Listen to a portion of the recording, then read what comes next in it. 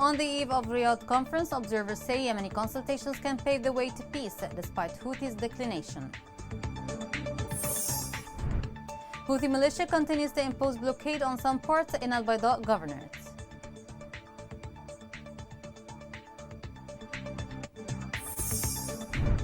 The United Nations Food Agency calls for increasing the assistance to Yemen.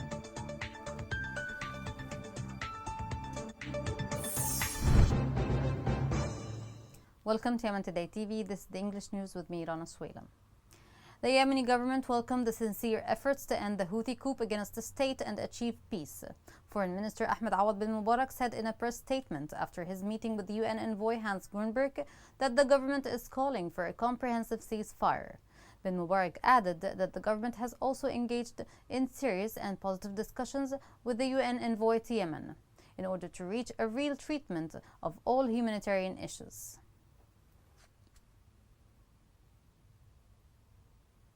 The Yemeni consultations by the Gulf Cooperation Council will be launched tomorrow in the Saudi capital Riyadh. Most of the political forces announced their participation in these consultations. The Houthi rebels, however, declined and demanded for direct dialogue with Saudi Arabia, provided that this takes place in a neutral country. The Gulf Cooperation Council announced that it had sent invitations to about 500 Yemeni figures to participate in the Yemeni consultations. More details are in the following report. Tomorrow marks a promising day that all Yemenis have been waiting for since the outbreak of the war. Yemen consultations are expected to take place tomorrow in Saudi Arabia, which is considered as a crucial step to pave the way of peace for the whole country. However, the participation of Houthis on the negotiation table, which is sponsored by the GCC, is still uncertain. It remains unclear if the Houthi rebels plan to attend this week's talks on how to resolve the country's 7-year civil conflict. The Houthi rebels have already insisted to move the talks to another country rather than holding them in Riyadh, which gave a hint to other participants in the negotiations for the predicted absence of the militia in the meeting. The rebels have further launched a barrage of armored drones and missiles at Saudi Aramco's oil facility in Jeddah, causing a fire in 2 storage tanks. This attack has also strengthened the assumption of Houthis' absence in the GCC talks. The UN Special Envoy to Yemen has facilitated the consultations in Riyadh in a hope of building toward a comprehensive political settlement. The discussions will be under the auspices of the GCC, and several Yemeni political parties and civil society members will attend. The focus will be on 6 factors, including the military and security issues and the implementation of a ceasefire for the holy month of Ramadan, which is expected to begin this week. The political process will also be high on the agenda, along with the strengthening of state institutions, administrative reforms, and combating corruption. The Secretary General of the Council, Naif al-Hajraf, confirmed that the Council's call for holding consultations is not a new initiative, but rather an affirmation that the solution is in the hands of Yemenis. He also called on all parties to participate in these negotiations and to enter into the peace circuit under the supervision of the United Nations and with Gulf support. The Houthi militia kidnapped 3 people in Ib Governorate, central Yemen, who were on their way to participate in the Yemeni consultations held in the Saudi capital Riyadh. A local source said the militia kidnapped them while they were on their way to participate in the Yemeni consultations in Riyadh after being invited by the Gulf Cooperation Council.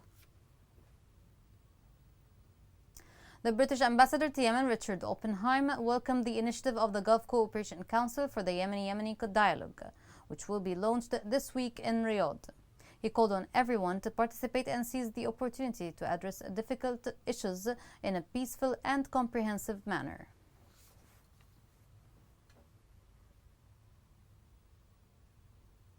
The government forces advanced on many fronts south of Ma'rib. Military sources reported that the government forces and tribesmen advanced on several fighting fronts in the vicinity of Rish camp. Dozens of Houthi militants were killed and injured in the battles. A senior commander in Yemeni security forces in Aden Governorate was killed. Local sources said the commander was shot by unknown gunmen. The sources added that the gunmen opened fire on the commander the moment he entered the headquarters of the 8th Sector Command in Sheikh Othman. The Houthi militia has besieged the people of Nata and Na'man districts in Al Bayda Governorate for 3 months. They have committed grave violations against them, including storming homes and kidnapping civilians. The militia also cut off the communications network to obscure its crimes there. Violations by the Houthis have compounded the suffering of families who were unable to obtain their food and medicine needs. The militia is also booby-trapping main roads of the districts with mines. Houthi besiege on Oman and Nata districts is a violation of the international and humanitarian law. United Nations organizations have to move in order to open safe corridors to transport food supplies to citizens.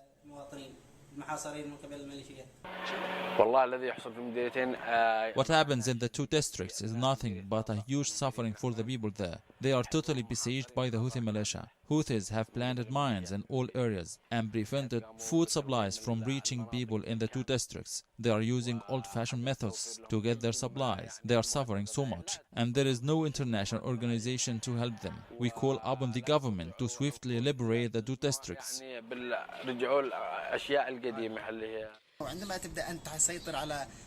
When you besiege an area, you are cutting off telecommunications to hide the crimes and the damage that have been made in these areas.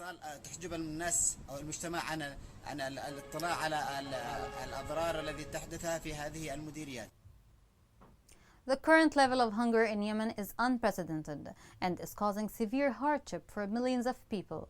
Despite ongoing humanitarian assistance, 17.4 million Yemenis are food insecure. The number of food insecure people is projected to go up to 19 million by December 2022. More details are in the following report. The current level of hunger in Yemen is unprecedented and is causing severe hardship for millions of people. The UN's World Food Program called for $765 million aid in the next 6 months to maintain current levels of assistance in Yemen. The Global Food Agency said on Twitter that the level of hunger is at a record high, with 13 million people counting on the assistance. Last month, the UN Coordination for Humanitarian Affairs also warned that 11 million people in Yemen will end up closer to starvation due to shortage of funding for life-saving activities in Yemen. Yemen has been living by violence and instability since 2014, when Houthi rebels captured much of the country, including the capital Sana'a. About 80%, or about 30 million people, needing humanitarian assistance and protection, and more than 13 million are in danger of starvation, according to UN estimates. The humanitarian situation in Yemen is extremely fragile, and any disruption in the pipeline of critical supplies such as food, fuel, and medicines has the potential to bring millions of people closer to starvation and death. WFP calls for unrestricted access to reach those most in need and avert famine.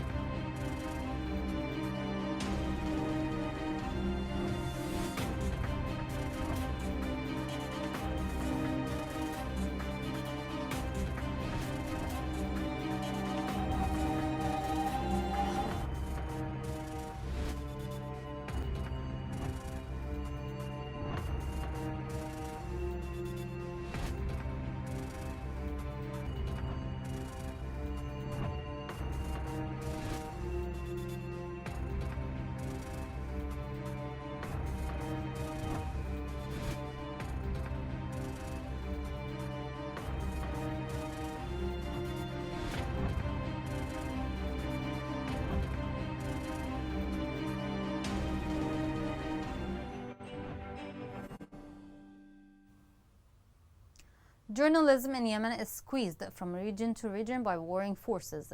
Journalists who find stability say they are at the end of their rope as they struggle to survive in a country affected by financial and humanitarian crisis. In that context, the journalist syndicate accused officials of humiliating journalists by not paying their salaries. More details are in the following report. Yemeni journalists have documented their country's traumatic situation over the last decade. Since the Arab Spring, the Houthis have assaulted, detained, and threatened journalists in the areas under their control and killed several with mortar and missile attacks. The group sentenced 4 journalists to death and have held them for nearly 6 years in deplorable situation. The Yemeni government has also harassed and detained journalists. Local authorities are cracking down on the press through arrests and censorship. The conflicting sides still see the media as opponents or enemies, and so there is no ideal example of a safe area. The deteriorating economic and humanitarian situation makes the everyday logistics for reporting and filing stories difficult, and the simple economics of making a living as a journalist is next to impossible. On the ground, journalists in Yemen face many challenges. They must navigate route closure and move through shifting front lines. There are still challenges related to the difficulties of doing field work in Yemen, such as with moving crews in the field and sending materials and reports. Given the countless challenges, the Yemeni Journalist Syndicate renewed its condemnation of the position of the government, describing it as negative and irresponsible. The syndicate held the presidency responsible for obstructing its efforts and in delaying the payment of salaries of journalists, demanding to improve their conditions. It considered the government's position towards journalists a grave violation that is added to the violations journalists have been subjected to in Yemen since the start of the war. Coming next. International reports warn of measles outbreak across Aden Governorate.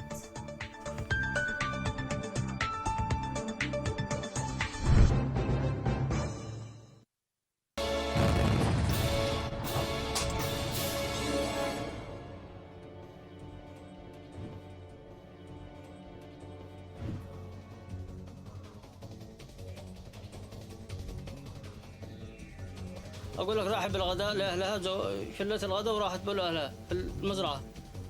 والمزرعة ركبت على حمار ما حتى نص المزرعة وانفجر فيها اللغم. دعست على اللغم وانفجر فيهم. الحمار انتهى الماء ترفت بقعت رجليها كامل. نغير منها نغير الشبعة اللي هي البنت سابحة من دور رجليها اللي صافناها طبية أقرب طبية وصافناها لكن بطلت رجليها كامل. قلت أزود هلي وقابل لي لعام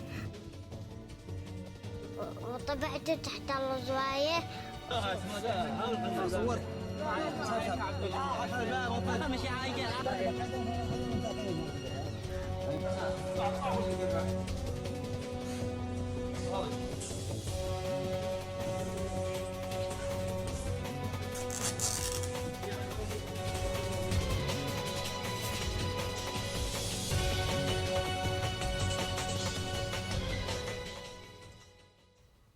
Welcome back. Amidst hiking commodity prices as Ramadan draws near, local officials took the initiative to launch tent exhibitions that carry discounted foodstuffs. The initiative aims at alleviating the burden placed on civilians as food prices continue to soar. The new prices, however, continue to be dissatisfactory. This report has more details. 2 Ramadan tent exhibitions were opened in the districts of Al Mualla and Sheikh Uthman. Each of the tents carries discounted foodstuffs for the month of Ramadan, supplied by 32 companies and senior traders in Aden. The initiative aims to alleviate the burdensome price hike at a time when people need the most assistance due to the crumbling economy. We carry nutritional foodstuffs such as rice and tuna. We have set up these tents to ease the suffering of citizens and reduce original prices so that they are affordable to people. The price reduction constitutes 20 to 30% of some of the products. On the first day of the opening, the walls of the Ramadan tent witnessed a huge turnout by citizens and women who flocked since the early morning to buy their Ramadan needs. However, attendants were sorely displeased with the marginal discounts in pricing, claiming that a trip was not warranted. We were very pleased when we first heard about Ramadan tents. When we got here, however, we realized prices aren't any different from local markets. Sugar, for example, retails for 10,000 riyals outside, while it retails for 9,200 riyals here. An 800 riyal price decrease isn't worth the trip. Officers outside wouldn't let us come in due to severe crowding. Once we made our way in, we were disappointed by the supposed price reductions. Prices here aren't much different from regular markets. A 500, 1,000, 2,000 Rial discount wasn't worth our queuing in the sun and traveling for hours. The first Undersecretary of Aden, Mohammed Nasser al-Shazli, called on all merchants and participants in the Ramadan tent activities to reduce prices so that the citizens will have an easier time acquiring much-needed commodities for the holy month. We have taken the citizen concerns into account, and we plan on passing on their complaints to local authorities to re-evaluate the prices for further reduction. The exhibition will last for 10 days, but it can be extended according to citizen demand. The Houthi militia raised the value of the gas cylinder sold at more than 8,000 Yemeni riyals by 100%. A few weeks ago, the Houthi militia had raised the value of a domestic gas cylinder from 4,700 riyals to 5,900 riyals.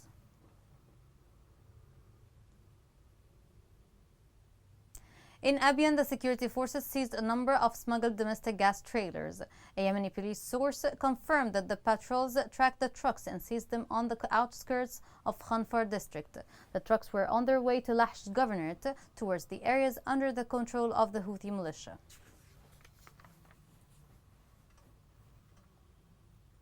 Local sources in the areas under the control of the Houthi militia reported an increase in the rates of crimes during the recent period. According to the sources, the increasing rates of crimes is driven by the deteriorating economic and social conditions, in addition to Houthi taxes and cutting off salaries of employees. World Health Organization, in partnership with health authorities, has conducted a campaign in 7 high endemic districts in Hudaydah Governorate. The campaign came as part of the prevention and control activities for malaria, and it targeted nearly 1.3 million people.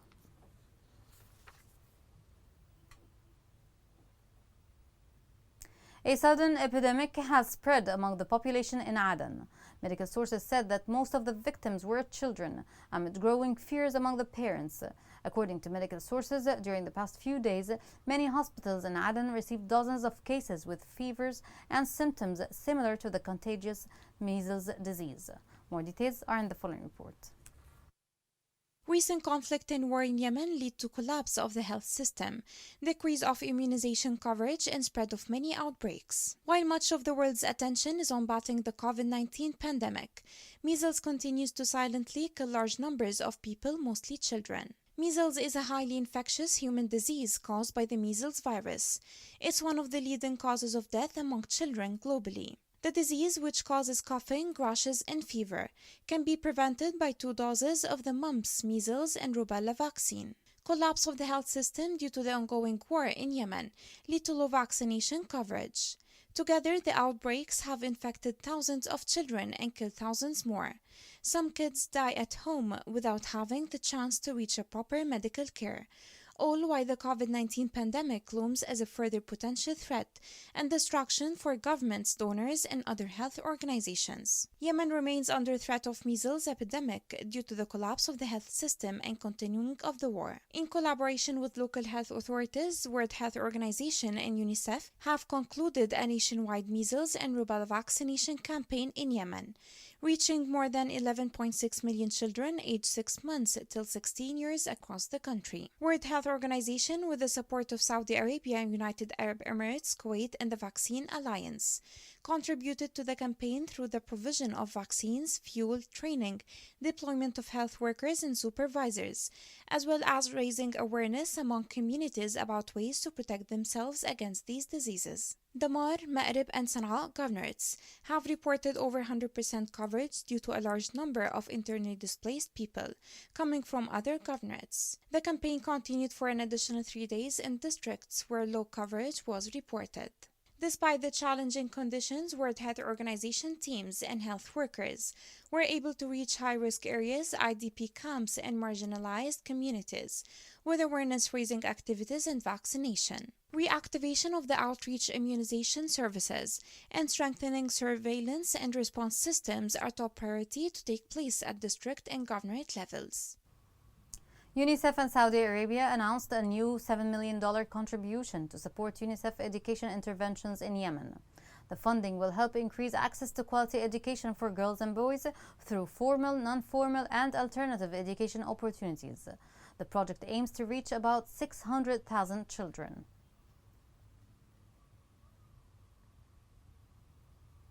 Here's a reminder of the many headlines. On the eve of Riyadh conference, observers say Yemeni consultations can pave the way to peace despite Houthis' declination. Houthi militia continues to impose blockade on some ports in Al-Bayda Governorate.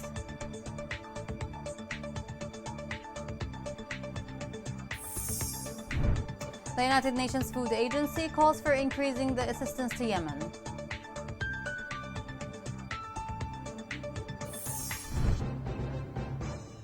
This is the end of the news. For more, follow us on Facebook, Twitter, and YouTube at Yemen Today English. Thank you for watching. Have a great day.